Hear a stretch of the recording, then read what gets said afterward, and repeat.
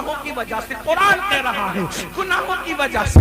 आप कहते हैं औलाद नाफरमान हो गई गुनाहों की वजह से। अल्लाह अकबर, आप कहते हैं मेरा बिजनेस सर्द पड़ गया गुनाहों की वजह से। कुरान कह रहा है जो भी तुम पर मुसीबत आती है वो तुम्हारे गुनाहों के सबब से आती है। और फिर यहाँ पहुंचकर इंसान क्या कहता है, मौलाना मुझे किसी ने कुछ कर दिया। क्या कर दिया? चैन की नींद नहीं आती, किसी ने कुछ कर दिया। बेटी को रिश्ते नहीं आते, किसी ने कुछ कर दिया। धंधा अच्छा नहीं चलता, किसी ने कुछ कर दिया। दिल मुज़महिल रहता है, किसी ने कुछ कर दिया। ज़हन टेंशन में रहता है, किसी ने कुछ कर दिया। याद रखो, कब तक अपने जराइम को दूसरों के सर थोपते रहोगे? किसी ने कुछ नहीं किया। कुरान कहता है तेरे करतूत की वजह से ये तेरी तकलीफें हैं, ये तेरी मुसीबतें हैं। जब ये आयत करीमा नाज़िल हुई, जब ये आयत पाक नाज़िल हुई, तो अल्लाह के रसूल सल्लल्लाहु अलैहि वसल्लम, अल्लाह के हबीब अलैहिस्सलातु व तस्लीम जो है, अल्लाहु अकबर, आयत करीमा की तशरीह करने लगे। अल्लाह के रसूल अलैहिस्सलाम इस आयत की तशरीह करते हैं। अब दिल के कानों से सुनना, अल्लाह के हबीब अलैहिस्सलाम फरमा रहे हैं कि देखो अल्लाह फरमाता है जो भी तुम पर मुसीबत आती है वो तुम्हारे गुनाह की वजह से। अब आका इसको समझाते हुए फरमाते हैं कि तुम्हारे जिस्म में जो खुजली आती है, यानी कभी कभी जो तुम्हारा जिस्म खुजाता है वो खुजली भी तुम्हारे गुनाह की वजह से आती है। मतलब क्या कि अगर मुसलमान गुनाह न करे तो कभी उसको खुजली भी ना आए। आप अंदाजा करें, मुसलमान अगर गुनाह छोड़ दे उसको कभी खुजली भी ना आए। पता क्या चला?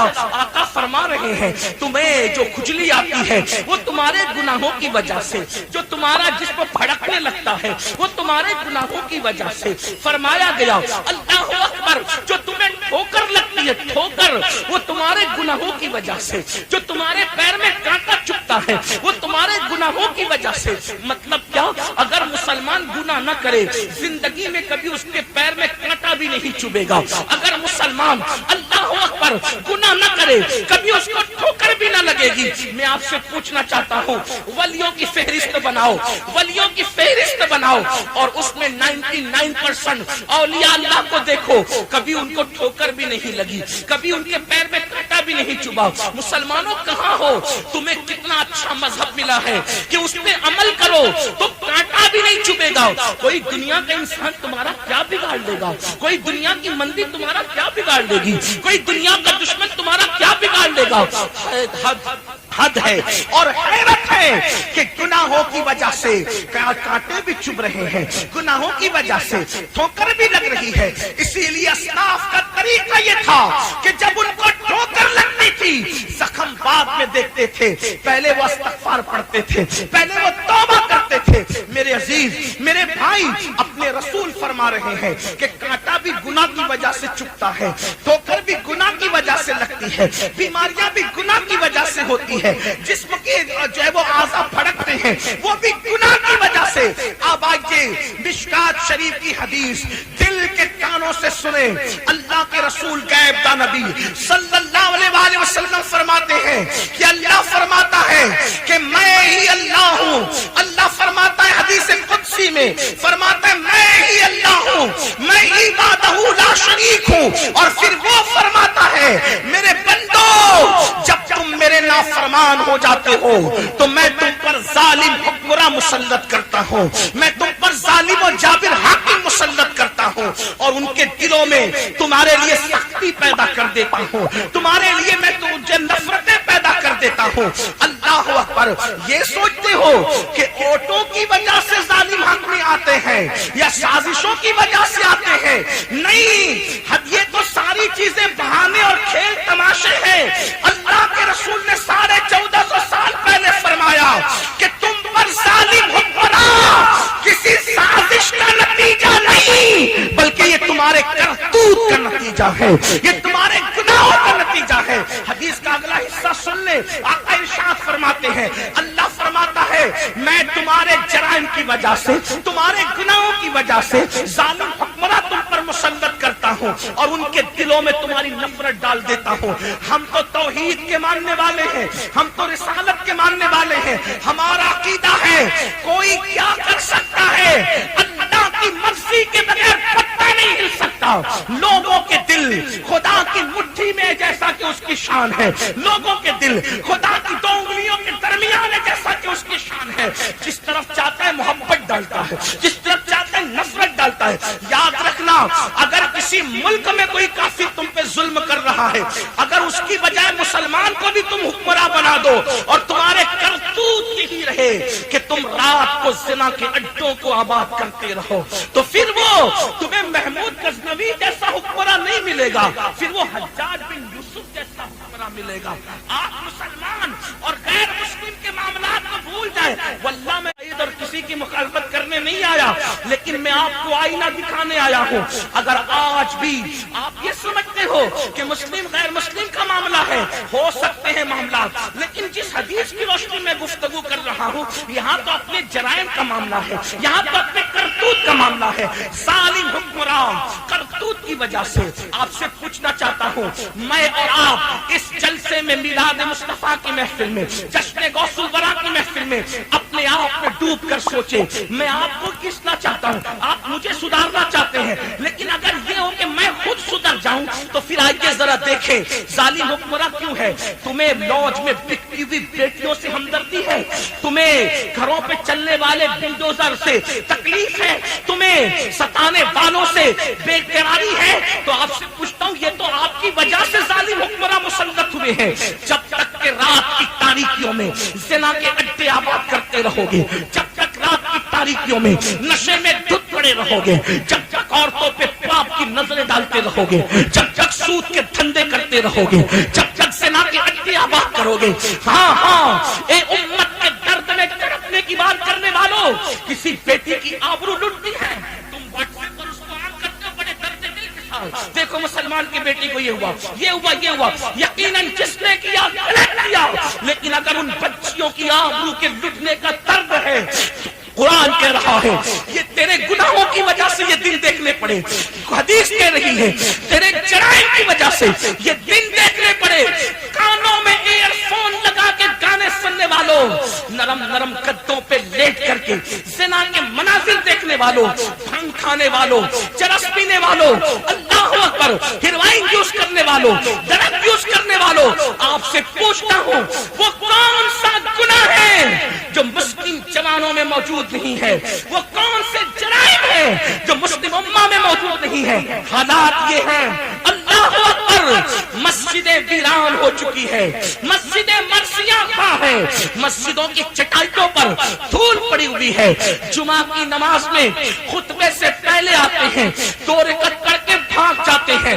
بڑی معذرت کے ساتھ جلسے میں ہزاروں کی تعداد میں تمہاری شرکت میرے کلیجے کو ٹھنڈک نہیں پہنچاتی. اللہ دلوں کے حالات جانتے, وہ علیم بذات الصدور ہے. اللہ کی عزت کی قسم, یہ کسی سیاسی لیڈر کو آپ خوش کر سکتے ہیں ہزاروں میں شریک ہو کر. میں شکر کرتا ہوں اللہ نے آپ کو توفیق دی آنے کی, لیکن میرا کلیجہ اس سے ٹھنڈا نہیں ہوتا. کیوں؟ صرف سننے کے لیے جو قوم جمع ہو اور عمل کے لیے جمع نہ ہو, تو ایسا جمع ہونا یہ قیامت کی نشانیوں میں سے ایک نشانی ہے.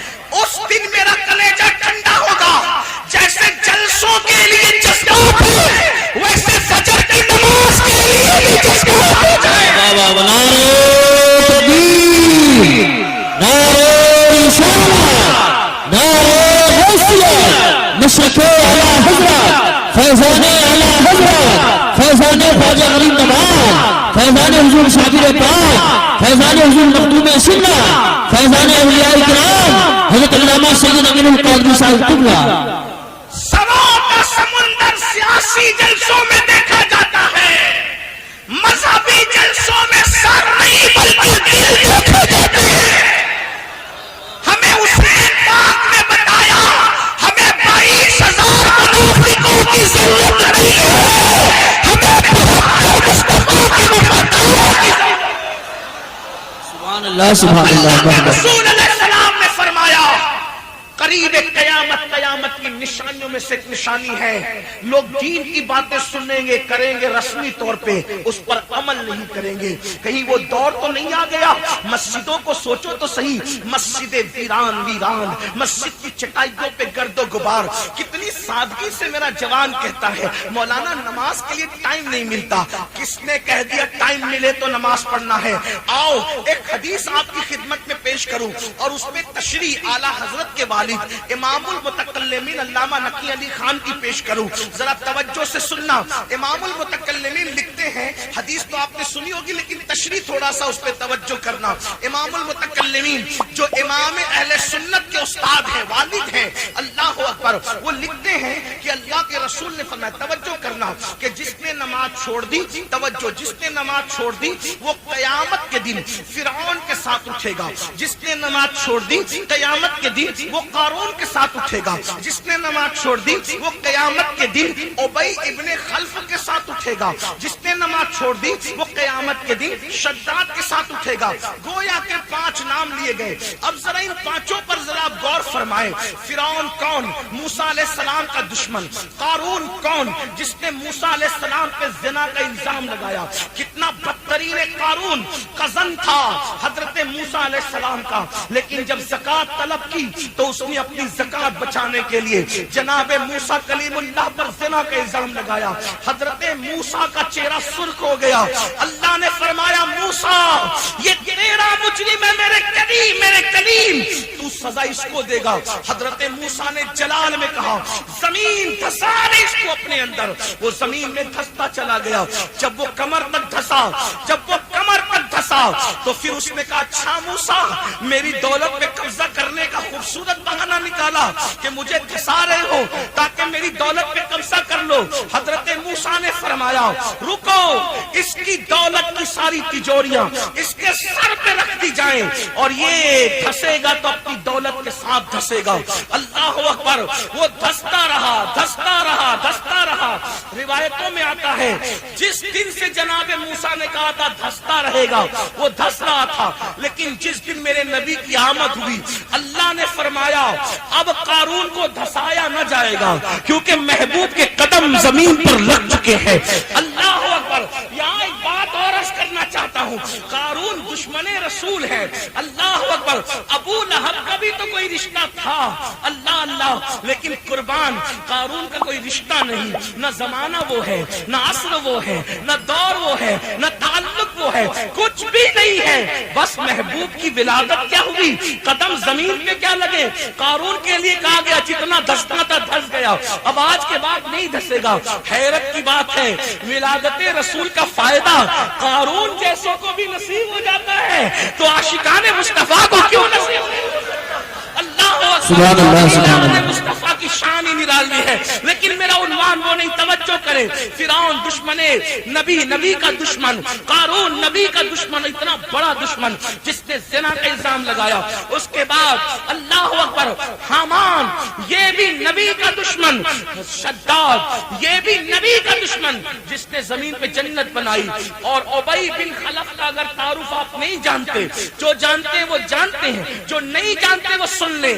اللہ کے رسول رحمت للعالمین نے اپنی زندگی میں کسی کو قتل نہیں کیا، ظاہری زندگی میں کسی کو قتل نہیں کیا، آقا نے کسی کو قتل نہیں کیا، ایک بندے کو حضور نے قتل کیا بس۔ اللہ کے رسول نے ایک بندے کو قتل کیا، ایک شخص کو قتل کیا، اور جس کو قتل کیا اس کا نام ہے ابی بن خلف۔ اور یہ حدیث میں آیا ہے زمانے کا بدترین انسان وہ ہے یا جو نبی کو قتل کرے یا نبی اس کو قتل کرے۔ آپ مجھے بتائیں وہ رحمت للعالمین دندات شہید کرنے والوں کو دعا دیتے، زمین پہ ڈھکیل دینے والوں کو اور گھٹنوں کو پھوڑ دینے والوں کو دعا دیتے، پنڈلیوں پہ پتھر مارنے والوں کو دعا دیتے۔ حضور نے جس کو قتل کیا ہوگا، قتل بھی شان رحمت للعالمین سے ہی کیا، حضور نے کوئی اس کو تلوار نہیں اٹھائی، اس کے ٹکڑے نہیں کیے، گردن نہیں کاٹی، کیا کیا، اپنا نیزہ لیا اور نیزہ لے کر اس کو صرف چبا دیا۔ تو پورے میدان میں وہ تھرکتا پھرتا تھا، تڑپتا تھا۔ ابو جہل نے کہا تو عورتوں سے زیادہ کمزور ہے، بہت زیادہ بہادری کی باتیں کرتا تھا، آج تو تڑپ رہا ہے۔ اس نے کہا ابو جہل تو کہتے صرف نیزہ چبایا ہے، واللہ اگر وہ مجھ پر تھوک بھی دیتے تو بھی میں قتل ہو جاؤں۔ بے شک بے شک حضور علیہ السلام نے جس کو قتل کیا وہ ابی بن خلف ہے۔ اب میری قوم کے جوانوں، عشق مصطفیٰ کے دعوے داروں، کلمہ پڑھنے کا دعویٰ کرنے والوں، اللہ کے رسول کی کا فرمان جس پر تمام مکاتب فکر کے لوگوں کا اتفاق کہ بے نمازی فرعون کے ساتھ قیامت میں اٹھے گا، حامان کے ساتھ اٹھے گا، قارون اٹھے گا، ابی بن خلف، یعنی 5 کے 5 نبی کے دشمن۔ اب امام المتکلمین بتا رہے ہیں، فرماتے ہیں قیامت کے دن بے نمازی دشمنان رسول، گستاخان رسول کے ساتھ اٹھے گا۔ اس سے پتا چلا کہ اشارت النص کے حوالے سے یہ بات کہی جا رہی ہے کہ گویا جو نماز نہیں پڑھتا اس کا شمار نبی کے دشمنوں میں کیا جاتا ہے، جو نماز نہیں پڑھتا اس کا شمار نبی کے دشمنوں میں کیا جاتا ہے۔ آپ سے پوچھنا چاہتا ہوں جو فرعون کے ساتھ اٹھے گا اس کی جنت کیسی، جو حامان کے ساتھ اٹھے گا اس کی جنت کیسی؟ مسلمانوں تمہیں ڈر نہیں لگتا؟ تم گیم کے لیے اتنا وقت نکال لیتے ہو، فلموں کے لیے اتنا وقت نکال لیتے ہو، بتاؤ تو صحیح، دوستوں کے ساتھ بیٹھتے تو اتنا وقت نکال لیتے ہو۔ میرے بھائی کیوں 10 منٹ کا ٹائم نماز کے لیے نہیں ملتا؟ کیوں نمازیں ترک کرتے ہو؟ خدا کے لیے آپ جانتے ہیں اللہ کے رسول علیہ السلام نے فرمایا جس نے جان بوجھ کر نماز چھوڑ دی قیامت کے دن اس کے ساتھ میرا کوئی وعدہ نہیں ہے، وہ میرے ذمے سے باہر ہو گیا ہے، وہ میرے ذمے سے خارج ہو گیا ہے۔ برادری سے خارج ہونے کا اتنا خیال ہے، رسول اللہ نے اپنے ذمے سے خارج کیا ان کو جو نماز نہیں پڑھتے۔ بڑی معذرت کے ساتھ آج لوگ یہ کہتے ہیں مولانا اتنا نہ ڈراؤ، نماز کوئی ضروری ہے، اللہ غفار ہے، کریم ہے، ستار ہے، وہ تو یوں بھی جنت دے دے گا۔ میں کہتا ہوں میں نماز تیری وجہ سے نہیں سمجھتا، میں تو نماز کربلا کی وجہ سے سمجھتا ہوں۔ اگر نماز اتنی اہم نہ ہوتی تو امام حسین اخیر میں سجدہ نہ کرتے، امام علی مقام سجدہ کر رہے ہیں۔ اور اس کے بعد آپ کو بتاؤں بڑی معذرت کے ساتھ تعویذ والے لوگ مجھ سے ناراض نہ ہوں، میں تعویذ کا مخالف نہیں ہوں، میرے دادا مرشد کی تو پوری زندگی تعویذ ہی دینے میں گزری ہے، لیکن ایک بات آپ سے کہنا چاہتا ہوں، آپ کون نہیں جانتے، آپ بریلی شیخ کے قریب رہتے ہو، سیدی مفتی اعظم تعویذ ہی کے ذریعے سے سارے معاملات کرتے تھے، ہم تعویذ کے مخالف نہیں ہیں، لیکن ایک بات کہتا ہوں لوگ بے چینی کا علاج تعویذات سے کرنا چاہتے ہیں۔ آپ سے پوچھتا ہوں یاد رکھنا نماز نہیں پڑھو گے کوئی تعویذ تمہیں کام نہیں آئے گا، تمہاری مصیبتیں بڑھتی جائے گی۔ اگر کوئی کہتا ہے تعویذات مصیبتوں کا حل ہے، واللہ ہرگز نہیں، سحر جادو کا مقابلہ تعویذات سے ہو سکتا ہے، اللہ کا عذاب تعویذات سے نہیں ٹالا جا سکتا۔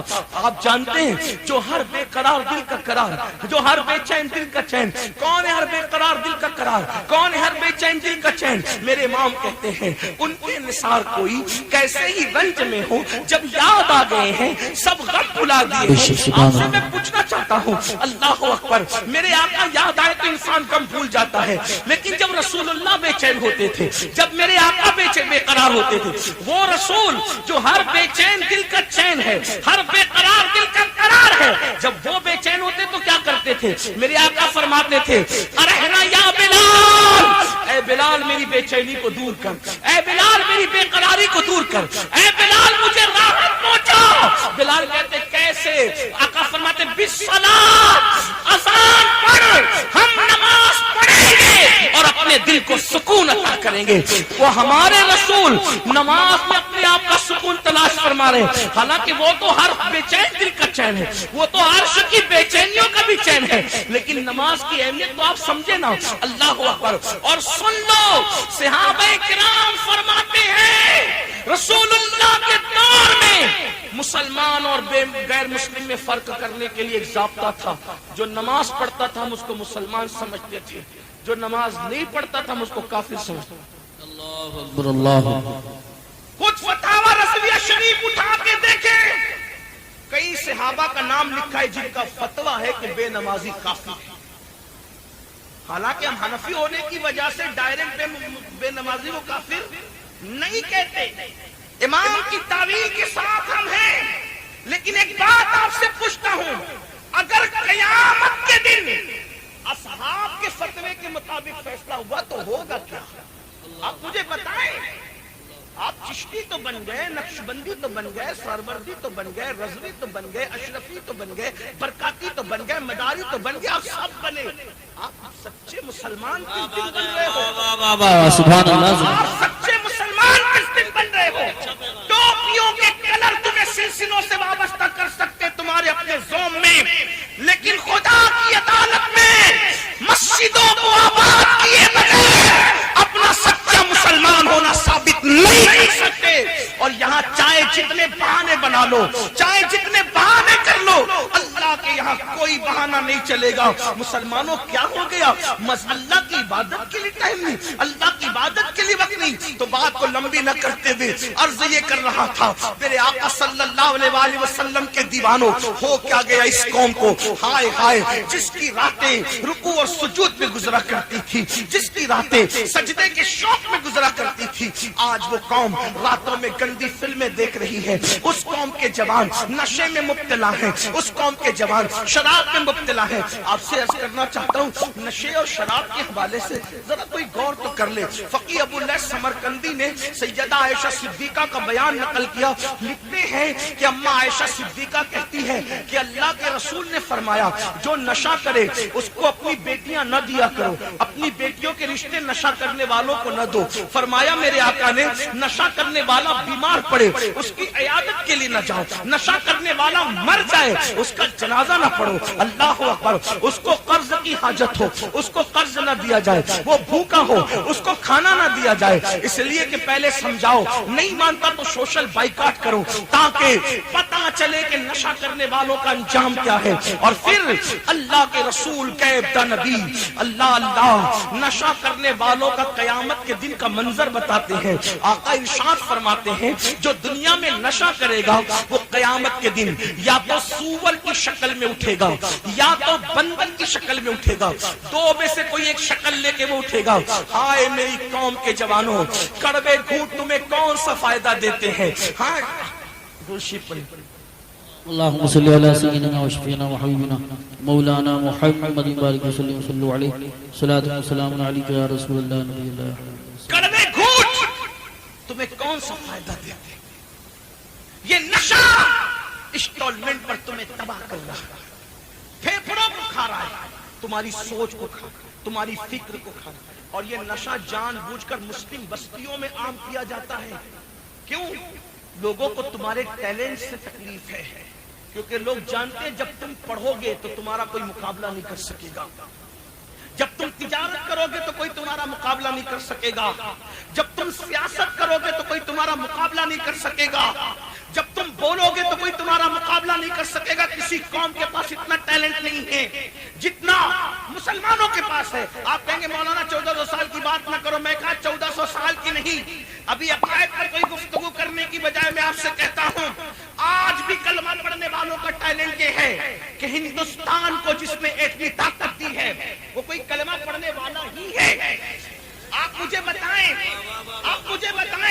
1857 میں انقلاب کی آواز بلند کرنے والا کوئی کلمہ پڑھنے والا ہی ہے.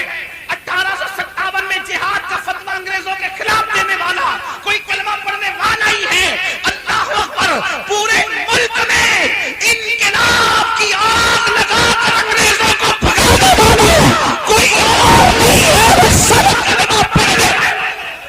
نعرہ تکبیر، نعرہ رسالت، نعرہ حیثیت، مشرق اعلیٰ حضرت، فیضان اعلیٰ حضرت، خواجہ کا ہندوستان، حضرت علامہ سید امین القومی صاحب اللہ. آپ کلمے کو سمجھتے کیا ہو؟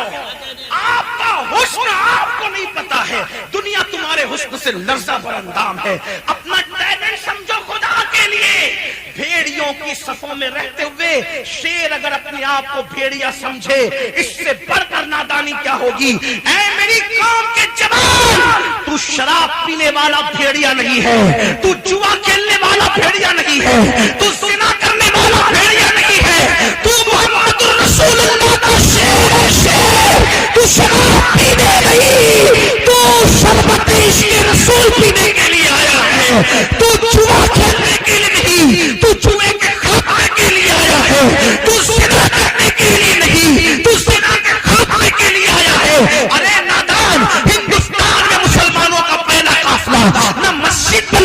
آیا تھا، نہ مدرسہ بنانے آیا تھا، وہ تو بیٹیوں کی عزت کی حفاظت کے لیے آیا تھا۔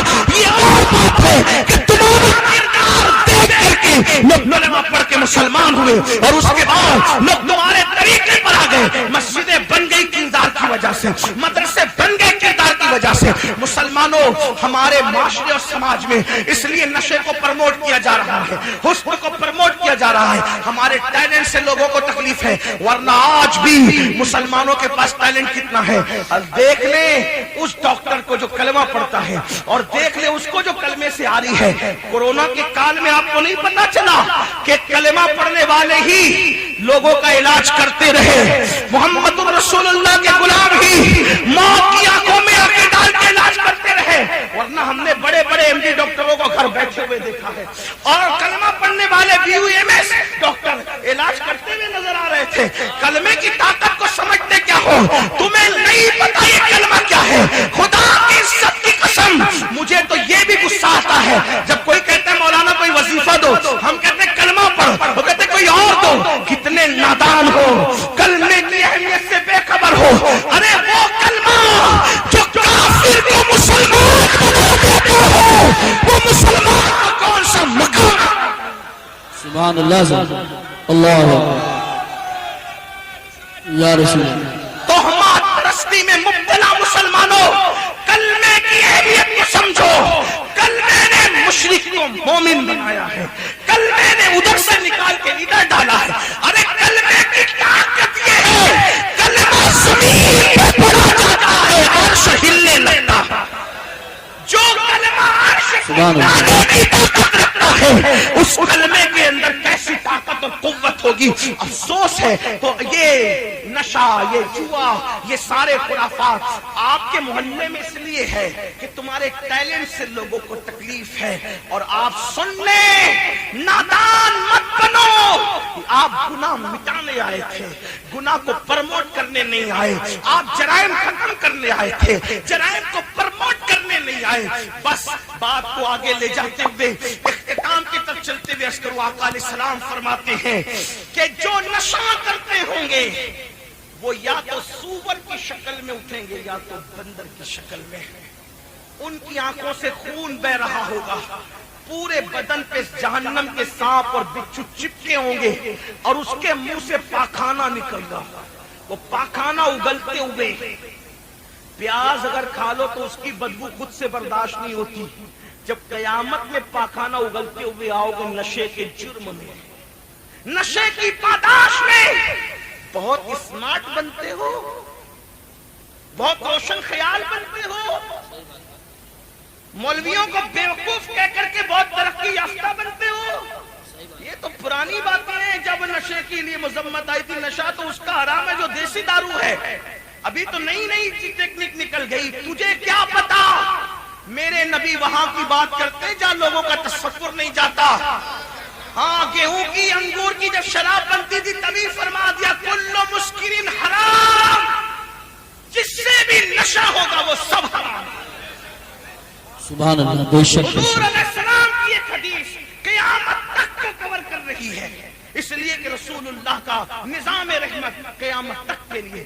اور اپنے آپ پہ رحم کرو۔ جو لوگ نشہ کرتے ہیں میں ان کو بتا دوں، میرا یقین نہیں ہے تو سائنس سے پوچھ لینا، نشہ کرنے والا جلدی سے نامرد ہوتا ہے، بیوی کے قابل نہیں رہتا۔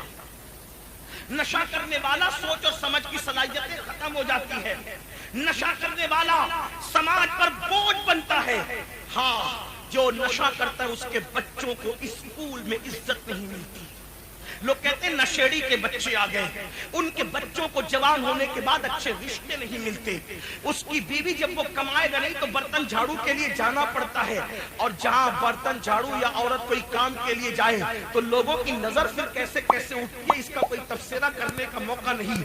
نادان، تو اپنے کڑوے گھونٹ کے لیے، چند نشے کی گولیوں کے لیے، چند نشیلی دواؤں کے لیے پورے خاندان کو تو معاذ اللہ داؤ پہ لگا رہا ہے۔ سوچ تو صحیح، تیرے بوڑھے ماں باپ نے تجھ سے کتنی توقعات کی کی ہوگی اور تو جوان ہو کر کے بری صحبت کا شکار ہو کر کے تو نشے میں پڑ گیا. نہیں میرے بھائی، آج کی اس محفل غوث الورا میں آپ کو نشے سے نکلنا ہوگا. بلکہ میں تو کہتا ہوں ہر نشے سے باہر نکلو، ہر نشے سے باہر نکلو.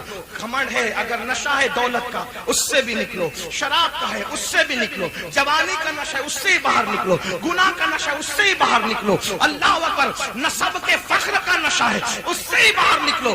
ہر نشے سے باہر نکلو. ہمارے یہاں کوئی نشہ جائز نہیں ہے سوائے ایک نشے کے. ہر نشہ حرام ہے، ہر نشہ، بس ایک نشہ ہمارے لیے جائز ہے. اور صرف جائز نہیں ہے بلکہ جان عبادت ہے. آؤ ہم اسی نشے کی بات کر لیں. وہ نشہ کون سا ہے؟ وہ نشہ وہ ہے جو بدناموں کو نیک نام کر دیتا ہے، جو گمراہوں کو آسان ہدایت کا تارا بنا دیتا ہے، جو بیکار لگانے والوں کو راتوں میں آہو بکا کرنے پہ مجبور کر دیتا ہے، جو گناہوں کی ہڈیوں کو آباد کرنے والوں کو خدا کھانے کی طرف لاتا ہے. وہ نشہ کون سا ہے؟ جس کو بتا دو تو بتانے والا تو بکر بن جاتا ہے، اور اگر چھپا لا تو چھپانے والا ان سے کرنی بن جاتا ہے. اس نشے کو نشہ عشق رسول کہتے ہیں، نشہ محبت رسول کہتے ہیں.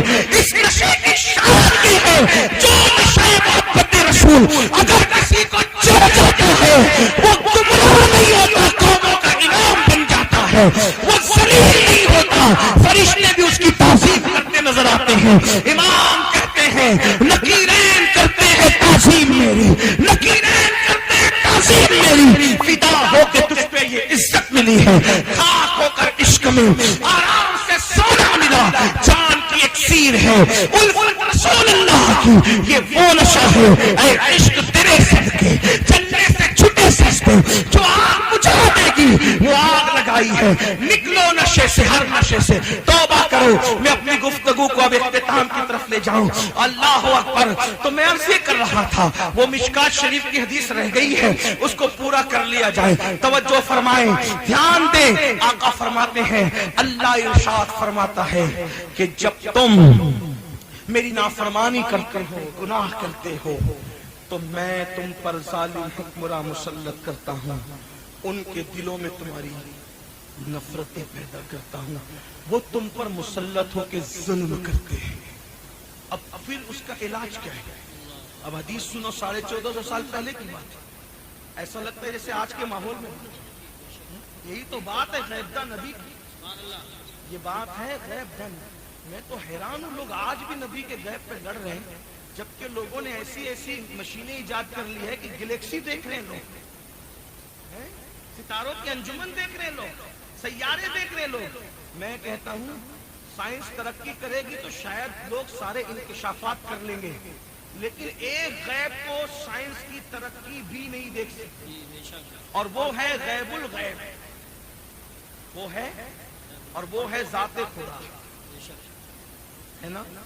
ہر غیب جس پہ پہلے غیب کا اطلاق ہو رہا تھا، لوگ جس پہ لڑ رہے تھے، لوگ تو وہ سب مشینوں کے ذریعے سے دیکھ رہے ہیں. میں اس کی کوئی تشریح میں نہیں جاتا، حالانکہ ہمارے غیب کی تعریف کچھ اور ہے، ان کے یہاں کچھ اور ہے.